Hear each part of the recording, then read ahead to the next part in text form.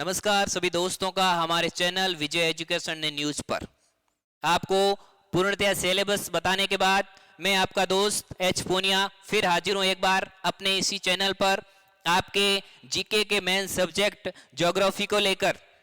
और आज हम जो टॉपिक पढ़ने जा रहे हैं वो है हमारा पहला टॉपिक और जिसका नाम है राजस्थान एक परिचय। यानी आज हम पढ़ेंगे राजस्थान का इंट्रोडक्शन कि किसी व्यक्ति से मुलाकात करने से पहले उसका परिचय अति आवश्यक है। तो हमारी जो मुलाकात है वो राजस्थान से होने जा रही है। तो सबसे पहले हम आपको आज राजस्थान से परिचय करवाते हैं।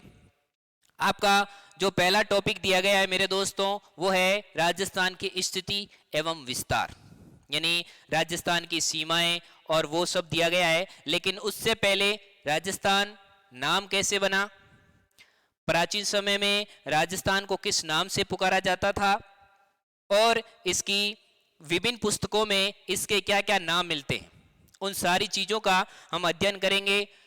तो मेरे दोस्तों राजस्थान के बारे में आप इतना तो जानते हैं कि राजस्थान जो इंडिया है उसके उत्तर पश्चिमी भाग में स्थित है।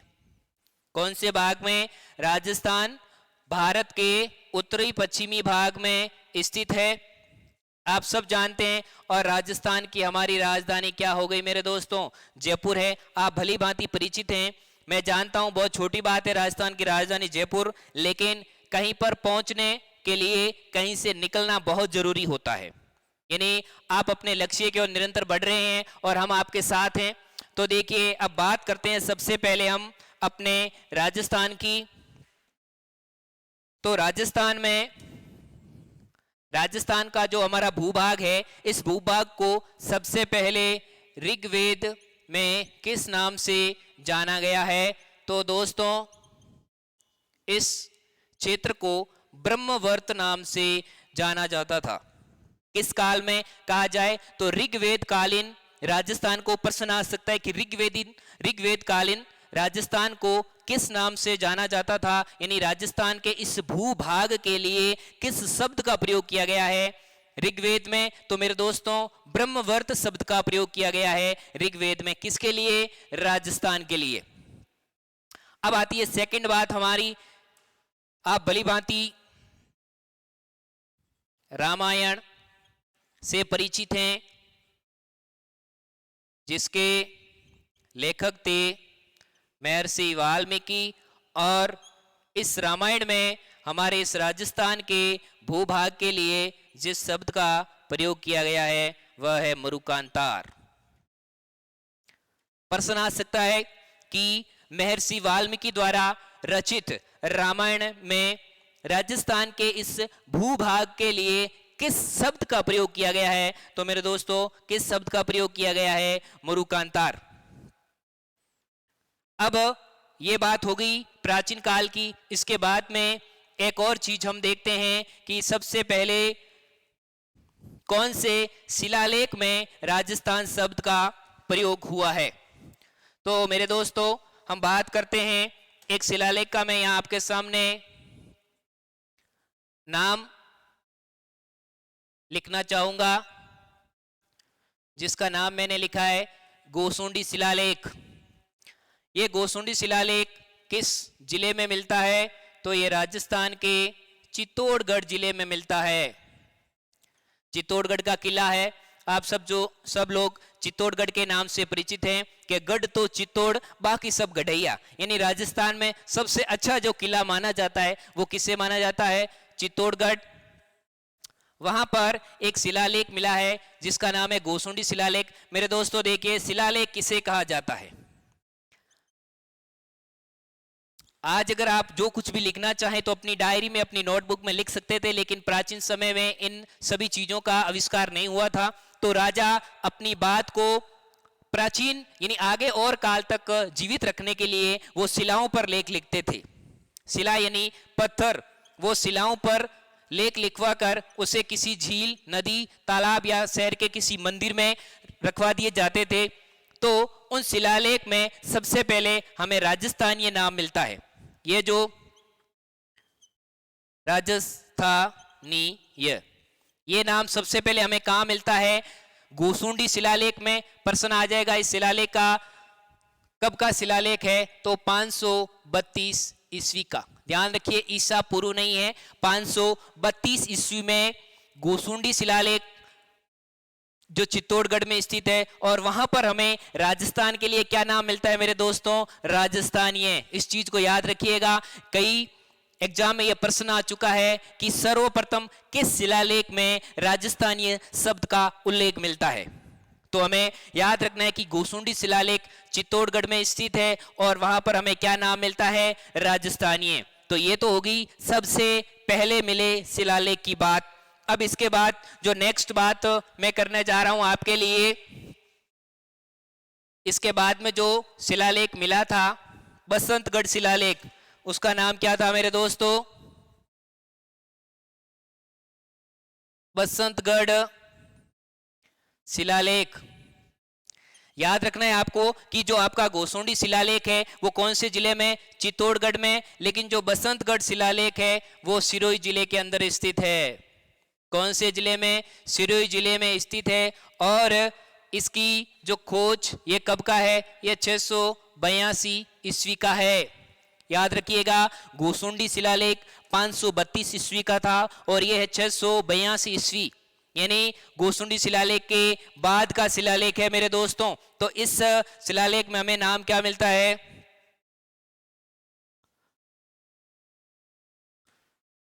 इस शिलालेख में हमें राजस्थान के लिए जो नाम मिलता है वो है राजस्थानादित्य।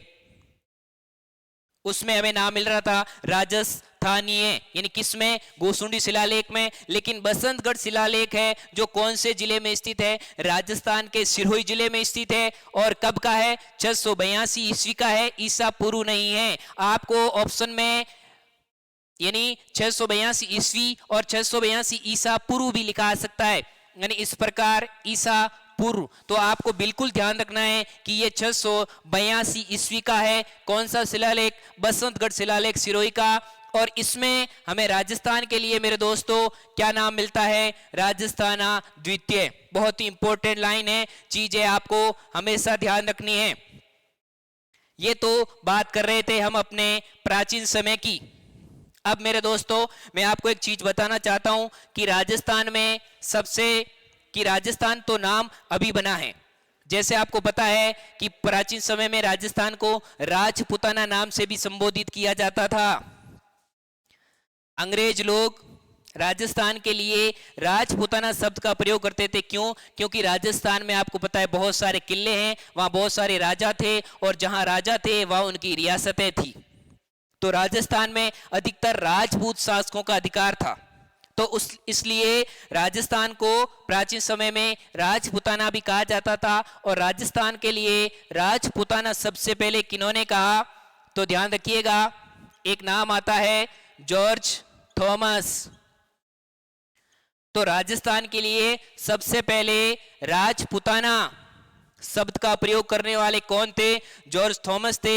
और इन्होंने कब इस शब्द का प्रयोग किया? तो मेरे दोस्तों 1800 में। कब प्रयोग किया? 1800 ईस्वी में। किस शब्द का प्रयोग किया? राजपुताना शब्द का प्रयोग किया। किन्होंने किया?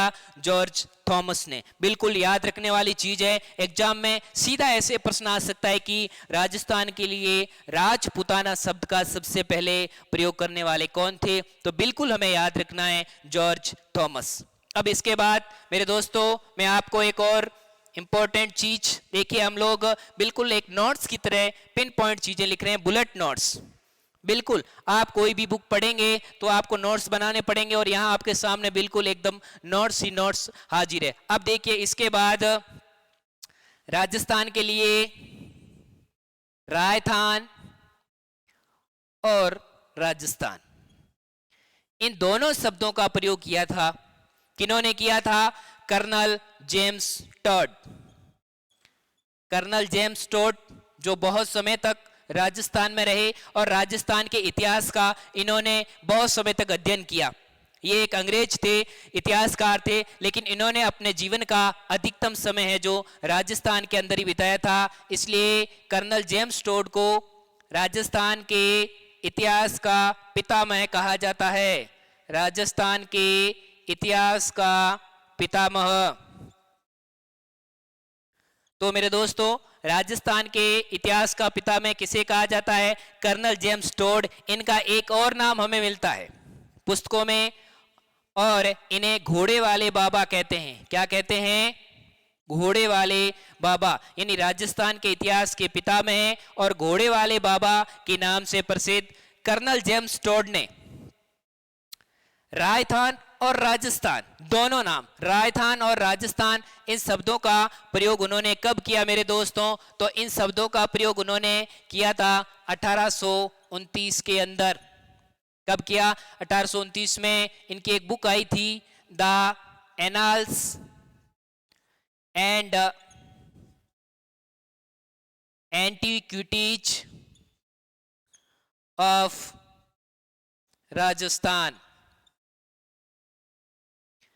इनकी एक बुक आई थी 1829 में, 1829 में, जिस बुक का नाम था the annals and antiquities of Rajasthan. इस बुक के अंदर इन्होंने राजस्थान के लिए राजस्थान और राजस्थान शब्द का प्रयोग किया है। कर्नल जेम्स टोड राजस्थान के इतिहास के पिता में और घोड़े वाले बाबा। तो इन्होंने ये बुक लिखी थी 1829 में। याद रखिएगा, जॉर्ज थॉमस ने राजपूताना शब्द का प्रयोग 1800 में किया था, 1800 ईस्वी में। लेकिन 1829 की बात हो रही है। The annals and antiquities of Rajasthan, ये बुक कर्नल जेम्स टोड की बुक है, 1829 में। कई बार प्रश्न आ चुका है। तो इन्होंने राजस्थान के लिए राजस्थान और राजस्थान शब्द का प्रयोग किया। अब इस बुक का एक नाम और था, यानी इसी बुक का the central and western states of India. यहां मैं नाम लिख रहा हूं, the central and western states of India. ये इसी बुक का दूसरा नाम था। ये एग्जाम में प्रश्न भी आ सकता है कि the annals and antiquities of Rajasthan की बुक का दूसरा नाम क्या है, या इनकी कई बार ऐसे लिखा भी आ सकता है कि इनकी अन्य बुक कौन सी थी। तो the central and western states of India, ये इस बुक के लेखक कौन थे? Colonel James Tod. अब ये जो इन्होंने बुक लिखी थी the annals and antiquities of Rajasthan, ये बुक इन्होंने अपने गुरु यति ज्ञान चंद्र को समर्पित की थी। याद रखिएगा मेरे दोस्तों कि an antiquities Rajasthan book colonel James Tod ने किसे समर्पित की थी? तो ये बुक इन्होंने अपने गुरु यति ज्ञान चंद्र को समर्पित की थी। बिल्कुल सही। अब देखिए राजस्थान की एक हम बात करते हैं, और जो चीज यहां पर मैं मिटा रहा हूं, आप उसका स्क्रीनशॉट भी ले सकते हैं ताकि बाद में आप उसको आसानी से देख सकें, और वीडियो भी आप बाद में आसानी से देख सकते हैं। अब देखिए राजस्थान की हम बात करें तो राजस्थान की भौगोलिक दृष्टि से हम बात करते हैं। कई बार प्रश्न आ जाता है एक लाइन का कि राजस्थान किस प्राचीन भूखंड का भाग है, यानी प्रश्न आता है। तो सबसे पहले मैं आपको एक चीज बताना चाहता हूं कि जितने भी पृथ्वी सबसे पहले एक गोला थी और उसका नाम था पेंजिया। पृथ्वी एक पहले भूखंड थी जिसका नाम था पेंजिया, यानी जितने भी महाद्वीप है मेरे दोस्तों, जितने भी महाद्वीप हैं वो सारे पेंजिया से मिलकर के बने हैं। पेंजिया कई बार नाम आता है, और इसके चारों ओर एक महासागर था जिसे कहा जाता है पेंथालासा। जितने भी महासागर हैं वो पेंथालासा से बने हैं, और जितने भी महाद्वीप है मेरे दोस्तों ये पेंजिया से मिलकर बने हैं। अतीत में जब पेंजिया का विखंडन हुआ, इस पेंजिया का जब टुकड़ा होगा, इसके दो भाग हो जाएंगे। तो उत्तरी भाग कहलाएगा अंगारालैंड, और इसका जो दक्षिणी भाग है वो कहलाएगा मेरे दोस्तों गोंडवाना लैंड। यानी पेंजिया के बाद में दो टुकड़े हो गए, दो भाग हो गए। उत्तरी भाग को कहा गया अंगारा लैंड और दक्षिणी भाग को क्या कहा गया? गोंडवाना लैंड। तो जो राजस्थान है, यानी भारत की बात भी करें लेकिन हम लोग राजस्थान की बात कर रहे हैं, तो राजस्थान इस प्राचीन भूखंड गोंडवाना लैंड का भाग है। आप कई पुस्तकों में सीधा पढ़ लेंगे कि राजस्थान गोंडवाना लैंड का भाग है, लेकिन आपको पता भी होना चाहिए कि गोंडवाना लैंड क्या था, ये क्या चीज है। तो ये पेंजिया के दो टुकड़े हुए थे। जितने भी महाद्वीपों का निर्माण हुआ है मेरे दोस्तों, सभी का निर्माण पेंजिया से हुआ है, और जितने भी महासागर बने हैं वो सारे के सारे महासागर पेंथालासा से निर्मित हुए हैं।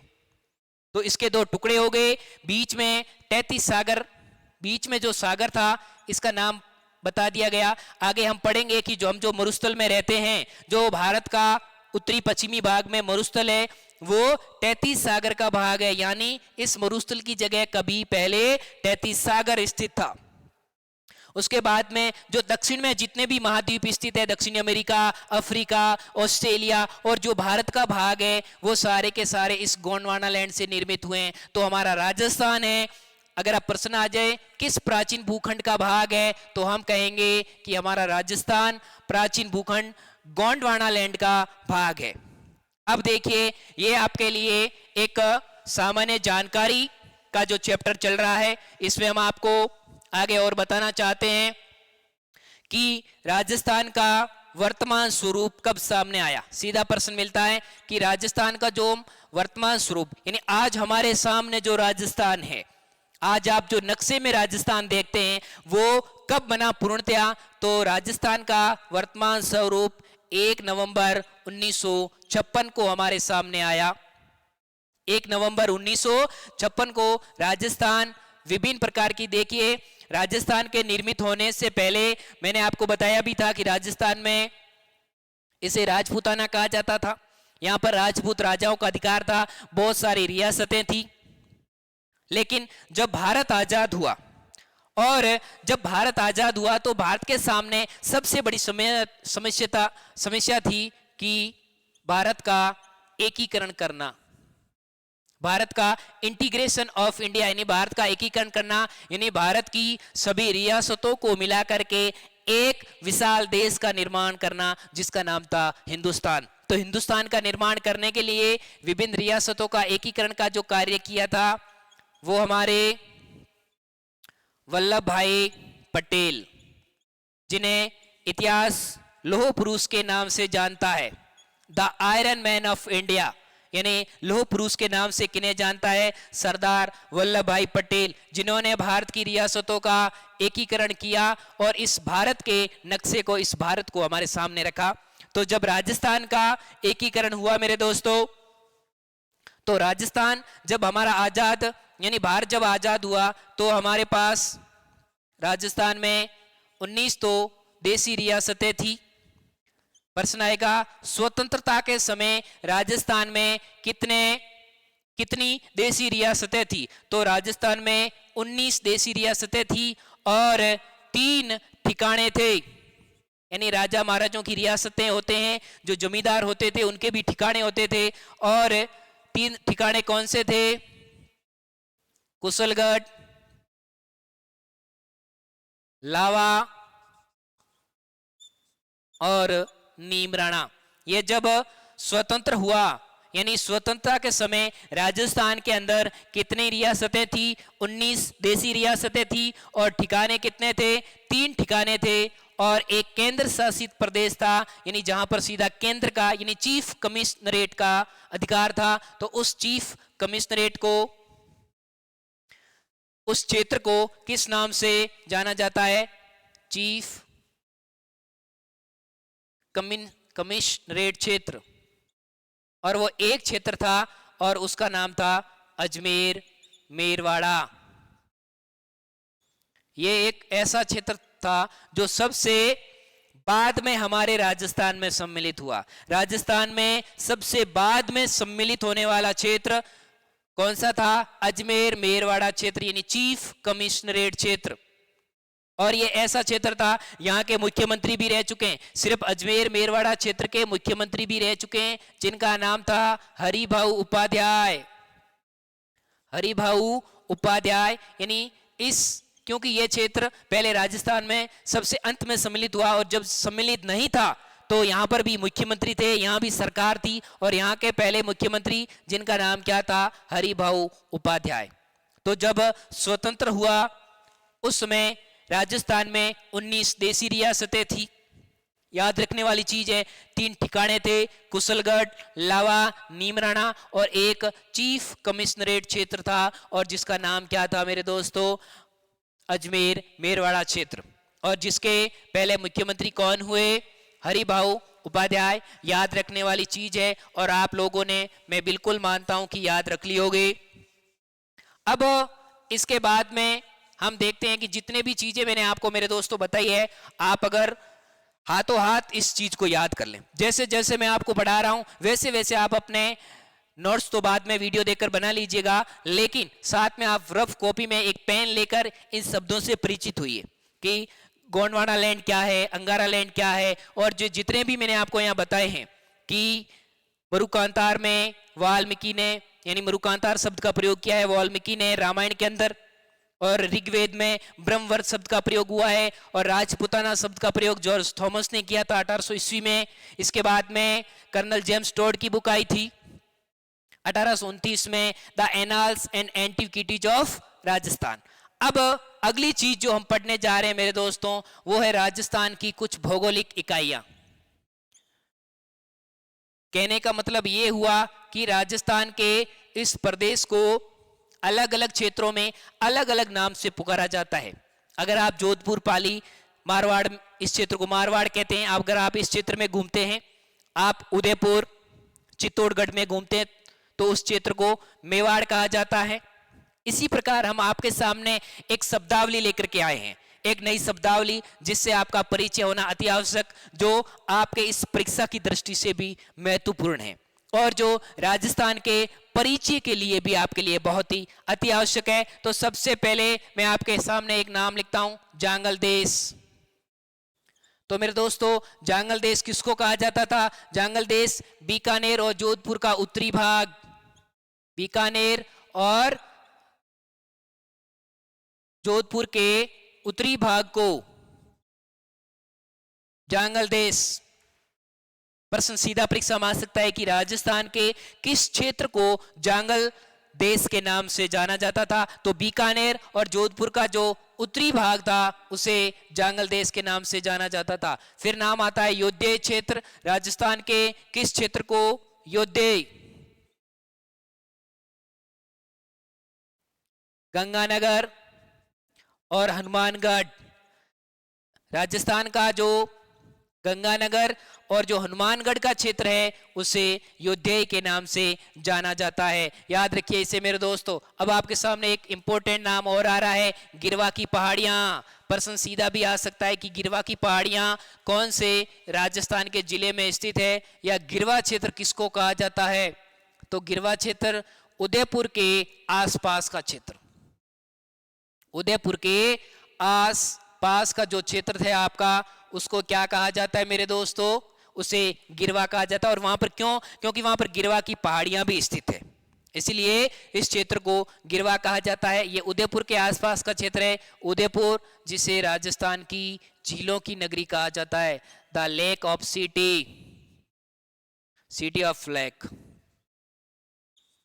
सिटी ऑफ लेक, यानी झीलों की नगरी किसे कहा जाता है? उदयपुर को। और उदयपुर के आसपास जो पहाड़ियां हैं उन्हें गिरवा कहा जाता है। अब एक अगली, ये कुछ वोकैबुलरी के नाम आपको टेढ़े लग रहे होंगे, यानी याद रखने में दिक्कत हो रही है, लेकिन जब आप बार बार इन चीजों को पढ़ेंगे तो आपको आसानी से याद हो सकते हैं, ये मेरा वादा है।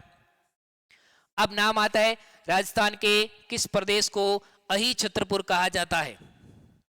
तो राजस्थान के किस प्रदेश को अहि छत्रपुर कहा जाता है? यानी राजस्थान के नागौर प्रदेश को। और नागौर आज हमारा एक जिला भी है। तो अहि छत्रपुर किसका नाम है? राजस्थान के नागौर जिले का। अब आता है एक अगला, ये भी एग्जाम में कई बार प्रश्न आ चुका है कि राजस्थान के किस क्षेत्र को देवलिया कहा जाता है? देवलिया, इसे कांठल भी कहा जाता है मेरे दोस्तों। तो प्रतापगढ़ का जो क्षेत्र है उसे कांठल या देवलिया कहा जाता है। जो यहाँ पर हमारे साथ प्रतापगढ़ के छात्र जुड़े हैं तो वो अच्छी तरह से ये जानते हैं कि देवलिया और कांठल किसको कहा जाता है, ये प्रतापगढ़ के क्षेत्र को कहा जाता है। मेरे दोस्तों बहुत ही इंपॉर्टेंट लाइनें हैं जो मैं आपको यहाँ पर बताने जा रहा हूँ, आपके लिए पिन पॉइंट में नोट्स तैयार करके आया हूँ और सारी की सारी चीजें आपके एग्जाम में आने के लायक है। यहाँ बिल्कुल भी आपको रायता नहीं फैलाया जा रहा कि सारी की सारी चीजें आपके लिए इंपॉर्टेंट आपके सामने रख रहा हूँ। अब एक नाम आता है मत्स्य क्षेत्र, आप अच्छी तरह से जानते होंगे, जो छात्र अलवर, भरतपुर, धौलपुर और करौली के हैं। अलवर, भरतपुर, धौलपुर और करौली, इन चारों जिलों को समान रूप से किस क्षेत्र के अंतर्गत सम्मिलित किया जाता है मेरे दोस्तों, मत्स्य क्षेत्र के अंतर्गत इनको सम्मिलित किया जाता है। राजस्थान के प्रश्न आ सकता है कि राजस्थान के कौन से जिले मत्स्य क्षेत्र के अंतर्गत आते हैं, तो राजस्थान के अलवर, भरतपुर, धौलपुर और करौली, ये 4 जिले कौन से क्षेत्र के अंतर्गत आते हैं मेरे दोस्तों, मत्स्य क्षेत्र के अंतर्गत आते हैं। इसके अलावा एक नाम मिलता है साल्व प्रदेश, कौन सा इलाका साल्व प्रदेश कहलाता है, तो अलवर का जो इलाका है उसे हम क्या कहते हैं, साल्व प्रदेश। यहां भी अलवर का नाम आया है, लेकिन जब पर्सनली हम अलवर के लिए जिस शब्द का प्रयोग करेंगे तो वो हमारे सामने है साल्व प्रदेश, उसका नाम है मेरे दोस्तों साल्व प्रदेश का प्रयोग है जो अलवर के लिए किया जाता है। अब आपके सामने एक शब्द आता है सपालदक्ष, सपालदक्ष, ये सांबर और इसके आसपास का क्षेत्र, सांबर झील आप जानते हैं खारे पानी की झील है। हम अफवा जो आपका टॉपिक है अफवा क्षेत्र उसमें पढ़ेंगे झीलें, तो उसमें हम आपको इसके बारे में पूरी जानकारी बताएंगे। फिलहाल सपालदक्ष किस क्षेत्र को कहा जाता था, जो सांबर झील के आसपास का क्षेत्र, सांबर झील के आसपास का क्षेत्र था वो सपालदक्ष कहलाता था। ये हो गया। अब इसके बाद में देखिए एक नया शब्द आता है ढूंढाड़, जो जयपुर के छात्र हैं वो अच्छी तरह इस शब्द से भली भांति परिचित हैं, यानी ढूंढाड़ किसे कहा जाता है, तो जयपुर और उसके आसपास का क्षेत्र, जयपुर एवं इसके आस पास का जो क्षेत्र था वो क्या कहलाता है मेरे दोस्तों, ढूंढाड़ कहलाता है। बहुत ही याद रखने वाली चीज। अब एक नाम आता है इंपॉर्टेंट नाम, चंद्रावती। बिल्कुल, चंद्रावती परमाणु की राजधानी रही है एक समय राजस्थान में चंद्रावती। तो माउंट आबू और सिरोही, माउंट आबू जो राजस्थान का सबसे ठंडा स्थान है, हम लोग आगे ज्योग्राफी में पढ़ेंगे जब भी हमारा टॉपिक आएगा कि राजस्थान का सबसे ठंडा स्थान, मैं जिले की बात नहीं कर रहा हूं, मैं कह रहा हूं स्थान, तो राजस्थान का सबसे ठंडा स्थान माउंट आबू और सिरोही के आसपास का जो क्षेत्र था वो क्या कहलाता मेरे दोस्तों, वो कहलाता था चंद्रावती। बिल्कुल याद रखने वाली चीज है, चंद्रावती एक समय में परमाणु की राजधानी थी, यानी माउंट आबू। कहते हैं कि माउंट आबू पर एक बात है कि माउंट आबू पर गुरु वशिष्ठ ने यज्ञ किया था और वशिष्ठ इन्होंने एक यज्ञ किया, यह वर्णन हमें पृथ्वीराज रासो में मिलता है, पृथ्वीराज रासो नामक बुक में, और इसके लेखक थे चंद्रवरदाई। सारी चीजें मैं आपको बता रहा हूं, इंपॉर्टेंट चीजें, याद रखने वाली चीजें मेरे दोस्तों। तो चंद्रवरदाई की एक बुक थी पृथ्वीराज रासो, और उस बुक में यह मिलता है कि गुरु वशिष्ठ ने एक माउंट आबू पर यज्ञ किया था और इस यज्ञ में से 4 जातियां उत्पन्न हुई थी। और ये 4 जातियां कौन सी थी मेरे दोस्तों, चौहान, चालुक्य, प्रतिहार और परमार। ये 4 जातियां इस यज्ञ में से उत्पन्न हुई थी। ऐसा कौन बताता है, ऐसा चंद्रवरदाई अपनी पुस्तक पृथ्वीराज रासो में बताते हैं, जो कि भारत के चौहान शासक पृथ्वीराज के अभिन्न मित्र थे और एक कवि भी थे। तो इन्होंने कहा कि गुरु वशिष्ठ ने माउंट आबू पर एक यज्ञ किया था और उस यज्ञ में से 4 जातियां उत्पन्न हुई थी, चौहान, चालुक्य, प्रतिहार, परमार। यह आपको राजस्थान के इतिहास और संस्कृति में भी पढ़ने को मिलेगा, तो याद रखने वाली चीज है। प्रश्न ये भी आ सकता है कि निम्न में से चंद्रवरदायी किस जाति को यज्ञ में से उत्पन्न नहीं मानते हैं? तो चौहान, चालुक्य, प्रत्यार और परमार, ये चारों जातियां उत्पन्न हुई थी। तो हम अपनी बात करते हैं कि चंद्रावती थी, वो परमाणु की राजधानी थी, और माउंट आबू और उसके आसपास का जो क्षेत्र है सिरोही के, वो कहलाता है चंद्रावती। अब आता है तोरावाटी। तोरावाटी किसको कहा जाता है?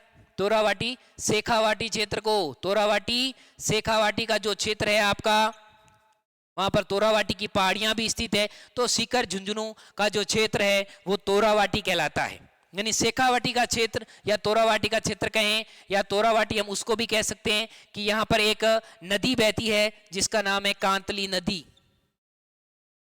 तोरावाटी के लिए इंपॉर्टेंट चीज बता रहा हूं मेरे दोस्तों, कांतली नदी का अपवाह क्षेत्र, कांतली नदी का अपवाह क्षेत्र किसको कहा जाता है? तोरावाटी अगर नाम आ जाए तो हम ये कह सकते हैं कि कांतली नदी का अपवाह क्षेत्र और शेखावाटी का क्षेत्र भी कहलाता है, जहां पर सीकर झुंझुनू जिले स्थित है। अब एक अगला नाम आता है मेरे दोस्तों, गुर्जरता प्रदेश। किस प्रदेश को राजस्थान का गुर्जरता प्रदेश कहा जाता है? यानी जोधपुर का दक्षिणी भाग, यानी जोधपुर का दक्षिणी भाग क्या कहलाता है? गुर्जरता। सीधा प्रश्न आ सकता है मेरे दोस्तों कि गुर्जरता क्या है? तो जोधपुर का दक्षिणी भाग, जोधपुर का दक्षिणी भाग या दक्षिणी भाग क्या कहलाता है? गुर्जरता प्रदेश। प्रश्न आ सकता है कि गुर्जरता प्रदेश कौन सा प्रदेश है? तो जोधपुर का दक्षिणी भाग। अब नेक्स्ट हम पढ़ते हैं देसरो। देसरो कहां पर है? बहुत ही अच्छी, ये भी इंपॉर्टेंट चीज है, उदयपुर की जरगा एवं रागा। ध्यान रखिए, इंपॉर्टेंट चीज, जरगा और रागा पहाड़ियों के मध्य का क्षेत्र। जरगा एवं रागा पहाड़ियों के मध्य का क्षेत्र क्या कहलाता है? देसरो। इंपॉर्टेंट चीज, राजस्थान के किस क्षेत्र को देसरो के नाम से जाना जाता है? तो उदयपुर की जो जरगा और रागा पहाड़ियां हैं, ये कहां स्थित हैं? उदयपुर के अंदर। तो उदयपुर की जरगा और रागा पहाड़ियों के मध्य का क्षेत्र क्या कहलाता है मेरे दोस्तों? देसरो कहलाता है। काफी इंपॉर्टेंट चीज। अब एक नाम आपके सामने मैं और लेता हूं, ऊपरमाल का पठार। प्रश्न आता है, ऊपरमाल का पठार राजस्थान के किन दो जिलों में अवस्थित है? तो चित्तौड़गढ़ और भीलवाड़ा का जो पठारी भाग है मेरे दोस्तों, चित्तौड़गढ़ एवं भीलवाड़ा का पठारी भाग क्या कहलाता है? ऊपरमाल का पठार। ये सीधा प्रश्न आता है कि राजस्थान के कौन से दो जिले ऊपरमाल के पठार से संबंधित है या जहां पर ऊपरमाल का पठार स्थित है? तो चित्तौड़गढ़ और भीलवाड़ा का जो पठारी भाग है वो कहलाता है ऊपरमाल। पठार किसे कहते हैं? देखिए मेरे दोस्तों, अगर अधिक ऊंचाई हो और जिसकी चोटी ऐसे त्रिभुज के समान हो, अधिक ऊंचाई पर यानी तिकोनी हो, तो वो कहलाता है पर्वत। और जो पठार होते हैं वो भी मेरे दोस्तों ऊंचाई पर होते हैं, लेकिन उनकी जो चोटी होती है वो तिकोनी नहीं होती। उनका जो ऊपरी भाग होता है वो बिल्कुल सपाट एक मेज की तरह होता है, मेज, टेबल की तरह। जैसे आप टेबल देखते हैं, मेज की तरह जो ऊपर का भाग होता है ये कहलाता है आपका पठारी प्रदेश। और अगर यही भाग ऐसे न होकर ऐसे हो जाए, यानी जिसकी एक चोटी और जो अपने तिकोने रूप में ऊपर की ओर बढ़े, तो वो कहलाता है पर्वत। तो ये होता है मेरे दोस्तों पर्वत और पठार में अंतर। तो मैंने आपको बता दिया कि राजस्थान के कौन से जिलों में ऊपरमाल का पठार स्थित है? चित्तौड़गढ़ एवं भीलवाड़ा में। अब इसके बाद आगे मांड या वल। राजस्थान के किस जिले को मांड या वल के नाम से जाना जाता है? इंपॉर्टेंट चीज, मांड या वल। तो राजस्थान का जैसलमेर। राजस्थान का जो जैसलमेर जिला है इसे प्राचीन समय में किस नाम से? मांड या वल के नाम से जाना जाता था। जहां पर जैसलमेर में कौन सा किला स्थित है? इतिहास की दृष्टि से भी इंपॉर्टेंट है, सोनार का किला। सोनार का किला जो पीले पत्थरों से निर्मित है, यानी सोने के समान है, सोनार का किला राजस्थान के जैसलमेर जिले में। अब एक मेरे दोस्तों अंतिम चीज जो मैं आपके सामने रख रहा हूं वो है भोरट का पठार। भोरट का पठार राजस्थान के कौन से क्षेत्र में स्थित है? प्रश्न आ सकता है सीधा सीधा एग्जाम में कि बताइए भोरट का पठार राजस्थान के किन क्षेत्रों में स्थित है? तो राजस्थान के चित्तौड़गढ़ एवं राजसमंद में। राजस्थान में एक स्थान है गोगुंदा, जो स्थित है चित्तौड़गढ़ में। और इसके अलावा एक स्थान है राजसमंद में जिसका नाम है कुंभलगढ़। तो राजस्थान के गोगुंदा और कुंभलगढ़ का जो पठारी क्षेत्र है उसे कहते हैं भोरट का पठार। गोगुंदा इस शब्द से आप परिचित होंगे। महाराणा प्रताप का जन्म यहीं पर हुआ था और उनकी जो कर्मस्थली थी वो गोगुंदा थी। तो गोगुंदा चित्तौड़गढ़ में है और कुंभलगढ़ आपके राजसमंद में स्थित है। इन दोनों क्षेत्रों का, कुंभलगढ़ और गोगुंदा का जो पठारी क्षेत्र है वो भोरट के पठार से, यानी भोरट के पठार के नाम से जाना जाता है। तो आज के लिए मेरे दोस्तों इतना ही। मैंने आज आपके सामने राजस्थान के परिचय की एक रूपरेखा प्रस्तुत की। राजस्थान से आपको मैंने रूबरू करवाया कि राजस्थान वास्तव में क्या चीज़ है, जो मैं मानता हूं कि साइंस के स्टूडेंट्स के लिए ये एक प्रकार की नई चीज़ होगी, लेकिन जो ज्योग्राफी सब्जेक्ट है वो बिल्कुल आपके साइंस के जैसा ही है। जिस प्रकार आपके साइंस में आप नोट्स बनाकर कार्य करते हैं या आपको कुछ फिक्स चीज़ें होती है, उसी प्रकार ज्योग्राफी में भी ऐसी चीज़ें जो हमेशा फिक्स रहती है, कभी बदलने वाली नहीं है। तो राजस्थान के परिचय से संबंधित ये हमारा आज का पहला टॉपिक यही समाप्त होता है। अगले टॉपिक में राजस्थान की स्थिति और विस्तार इसी चैनल पर, हमारे विजय एजुकेशन एंड न्यूज पर लेकर के मैं आपके सामने उपस्थित रहूंगा। आप इस चैप्टर को बहुत ध्यान से एवं नोट्स बनाकर पढ़िए। धन्यवाद। जय हिंद।